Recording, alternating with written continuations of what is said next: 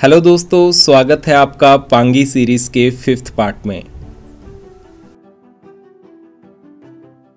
आज इस ट्रिप पर मेरा 5वां और पांगी में चौथा दिन है और इससे पहले हमारी इस वीडियो सीरीज़ के 4 पार्ट्स आ चुके हैं। अगर आपने वो पार्ट्स अभी तक नहीं देखे हैं तो उन्हें भी ज़रूर देखें, लिंक्स आपको डिस्क्रिप्शन में मिल जाएंगे। 4th पार्ट के अंत में मैं सुराल भटोरी गांव से HRTC बस में किलाड़ पहुंचा था और आज के इस पार्ट में हम आपको यहां किलाड़ के एक नज़दीकी गांव करियूणी लेकर चलेंगे। तो चलिए शुरू करते हैं ये 5th पार्ट।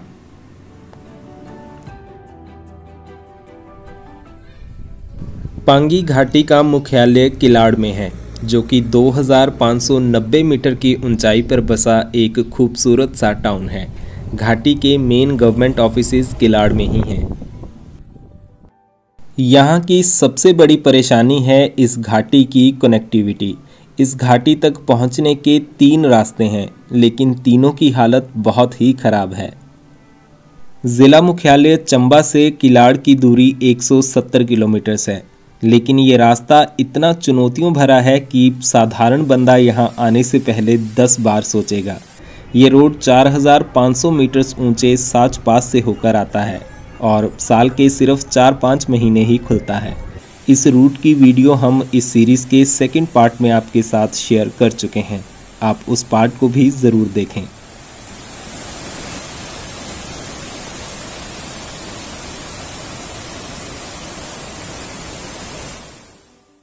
दूसरा रास्ता है मनाली से लाहौल होते हुए। इस रोड की हालत भी बहुत ख़राब है।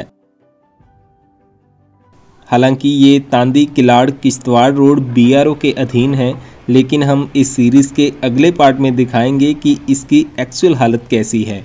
उदयपुर से किलाड़ का स्ट्रेच तो अच्छों को डरा देगा। इस रूट को हम अगली वीडियो में कवर करेंगे।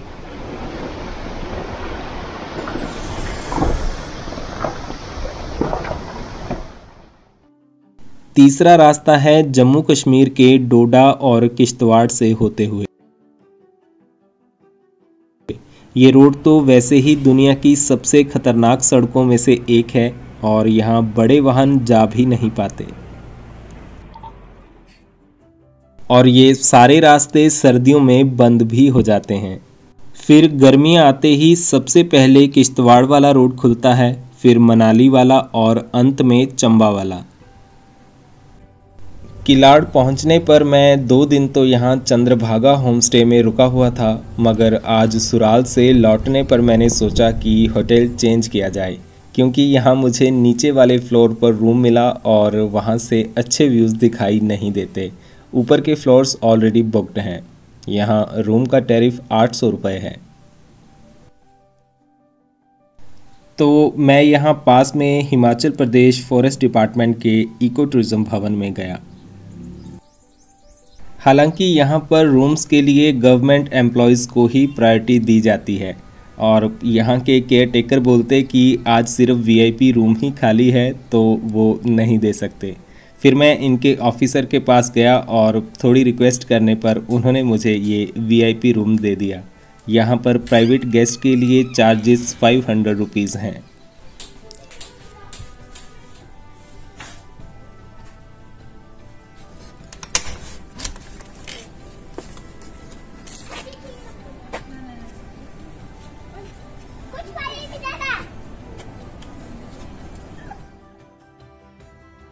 सुबह उठा तो देखा बाहर बारिश हो रही है और मौसम एकदम ठंडा सा हो गया है। मन किया कि आज बस यहीं रूम में ही बैठकर इस मौसम का मज़ा लूँ। कल ये ट्रिप ख़त्म करके मुझे मनाली के लिए निकलना है।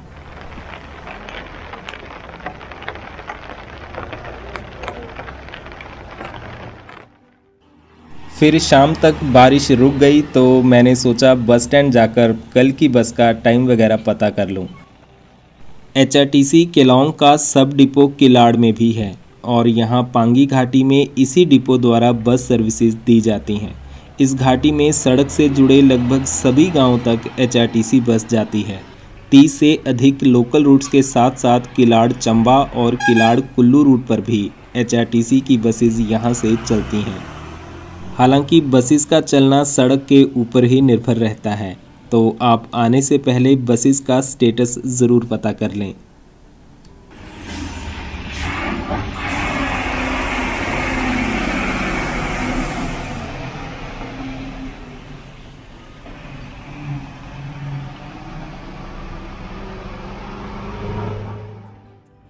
बस स्टैंड में फिर मुझे परिचालक ललित राजपूत मिल गए, जो कि दीक्षित के साथ लेह भी गए थे। वो अभी किलाड़ से करियूणी बस रूट पर जा रहे हैं और मुझे कहते कि चलो आपको भी घुमा कर लाऊं, तो मैं भी बस में चढ़ गया।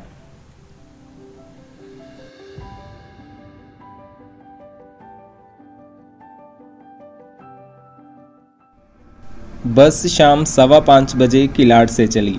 करियूणी यहीं पास में ही है और ये बस अभी वहाँ जाकर वापस भी आ जाएगी। यहाँ हम किश्तवाड़ तांदी रोड पर पहुँच गए और हमें थोड़ा और आगे तांदी वाले रोड पर जाना है। और बारिश के बाद आप सड़क की हालत देखो कि कैसी हो गई है।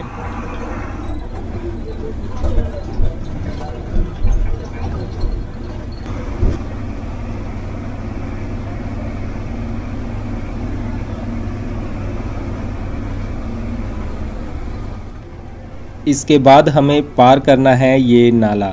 नाले पर ये लोहे का पुल बना है और जब सवारियों से फुल भरी हुई बस इस पर से गुजरती है तब ये पुल हिलने भी लगता है।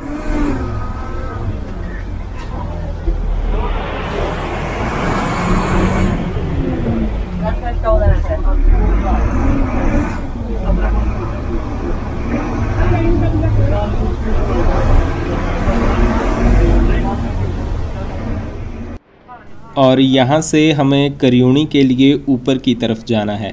नीचे वाला रोड तांदी होकर मनाली की ओर जाता है और हमारी बस वैसे पूरी भरी हुई है, मगर ये सब सवारियाँ चढ़ानी ही पड़ती हैं। इसके बाद शुरू हुई ये करियूणी की चढ़ाई। ये चढ़ाई पहले ही इतनी तीखी है और ऊपर से ये तंग मोड़। बड़ी हिम्मत और एक्सपीरियंस चाहिए यहाँ बस चलाने के लिए।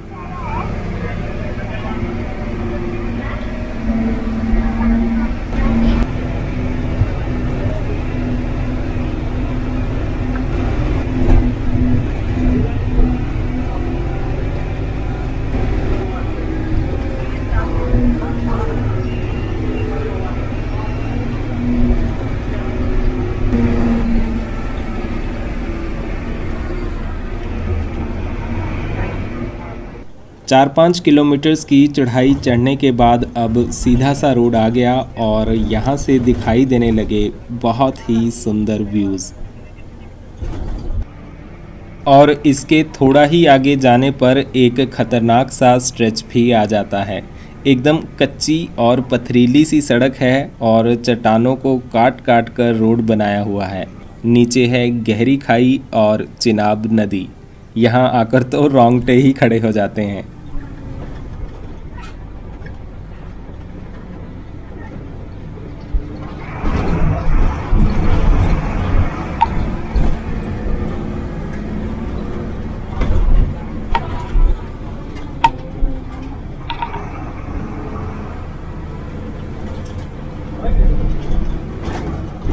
ये एक टी पॉइंट आ जाता है और बस यहाँ से पहले नीचे एक गांव तक जाएगी और फिर वापस आकर यहीं से ऊपर करियूणी गांव में जाएगी। तो मैं यहीं पर उतर गया। जब बस वापस आएगी मैं फिर से उसमें चढ़ जाऊंगा।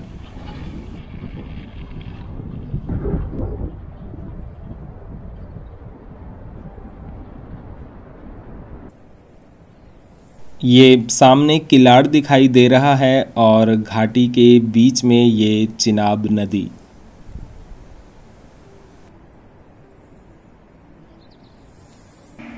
करीब 10-15 मिनट में बस वापस आ गई।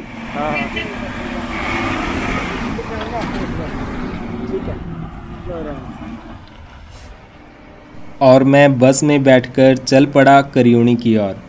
अभी हमें यहाँ से ऊपर की तरफ और चढ़ाई चढ़नी है और आप नीचे वाला रोड देखिए जहाँ से अभी हम आए हैं। ये ललित भाई कहीं से ये फल टहनी समेत ही तोड़ लाए हैं। हमारी बस में अब भीड़ काफ़ी कम हो गई है, मतलब सिर्फ सीटिंग सवारियां ही बची हैं, वरना किलाड़ से तो मैं बस में बड़ी मुश्किल से चढ़ पाया था।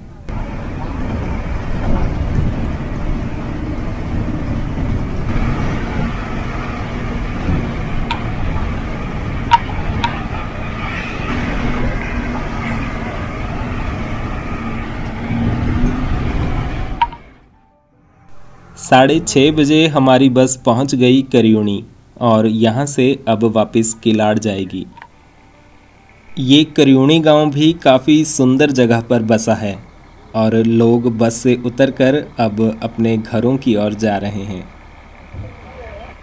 वैसे तो यहाँ के किसी भी गांव में चले जाओ, आपको ऐसे ही सुंदर व्यूज़ दिखाई देंगे। सुराल और हुड़ान यहाँ के कुछ मशहूर गांव हैं, मगर ऐसे छोटे छोटे गांव में घूमने का भी अलग ही मज़ा है। बताइए यहाँ के बारे में कुछ, इन यहाँ के हालात तो चलो इतने दूर दराज है, 6 महीने यहाँ कटा रहता है बर्फ के कारण। परंतु यहाँ पर सबसे बड़ी समस्या है कि रास्ते यहाँ पर खराब है, रोड खराब है। जैसे हमारे ड्राइवर भाई साहब है, मतलब यहाँ पर मतलब पूरी तरह अगर सकुशल बोल सकते हैं एक टाइप का, मतलब अगर ड्राइवर नहीं होगा तो यहाँ पे गाड़ी नहीं चला पाएगा। हाँ, हमने देखा आते हुए कि बहुत मुश्किल है। आप इस वीडियो में देखेंगे कि आप और भी रोड देखेंगे, रोड का हमने पूरा शूट रखा हुआ है। शायद आज से पहले यहाँ पर कोई भी ऐसे यूट्यूबर नहीं आए जिन्होंने इंटरव्यू लिया हो ड्राइवर कंडक्टरों का। तो चलो हम आपका धन्यवाद करते हैं। और जो आप भी यहाँ पर आए, आप देख सकते खुद ही इन रोड के हालात कैसे है। हमारे ड्राइवर भाई साहब है, काफी मुश्किल भरा रास्ता रहता है हमारे लिए 6 महीनों का।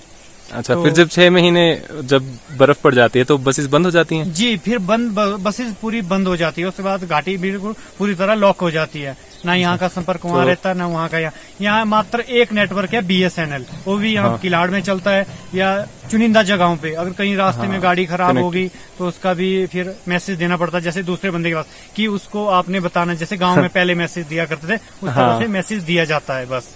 ओके।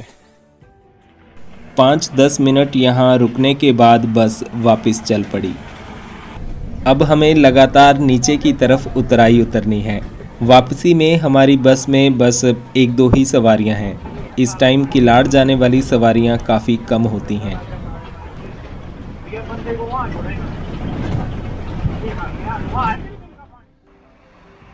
इसके बाद बस वापस इस ढांग से होती हुई निकली। किन्नौर या स्पीति साइड भी पहले ऐसे ही रोड्स हुआ करते थे, मगर अब वहाँ के रोड्स काफ़ी ठीक हो चुके हैं और इस वजह से उन एरियाज़ का टूरिज़्म भी काफ़ी बूस्ट हुआ है। लेकिन पांगी को अभी इस सब के लिए शायद और इंतज़ार करना होगा।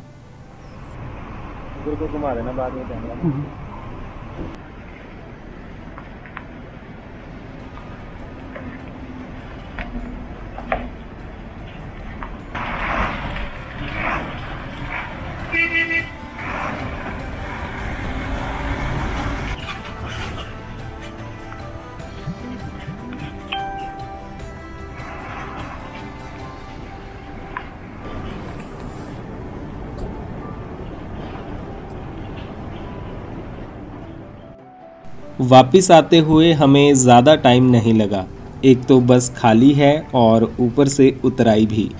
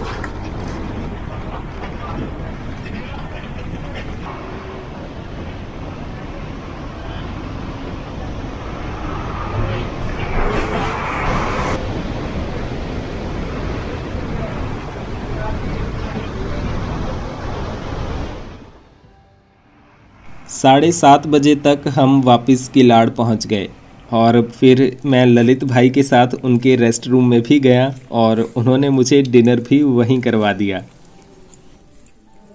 दीक्षित भाई बना 28 में से एक इकलौता ये केलॉन्ग डिपो है, सब डिपो किलाड़, जहाँ पर इतना भाईचारा मिलता है, जहाँ पर मतलब घर की तरह खाना मिलता है। और समझ सकते हैं आप, बस फीलिंग समझ सकते हैं आप। उस तरफ नाच गाना चल रहा है, उस तरफ नाच गाना चला हुआ है। और इसके बाद मैं वापस अपने रूम पर आकर सो गया। तो दोस्तों, इस पार्ट को हम यहीं पर ख़त्म करते हैं। कल इस सीरीज़ के 6th और लास्ट पार्ट में हम आपको किलाड़ से मनाली तक लेकर चलेंगे। चिनाब नदी के किनारे बनी इस खतरनाक कच्ची सड़क से होते हुए बस कैसे मनाली पहुंचती है, ये अगले पार्ट में कवर करेंगे। वीडियो पसंद आई हो तो लाइक और शेयर ज़रूर करें। धन्यवाद।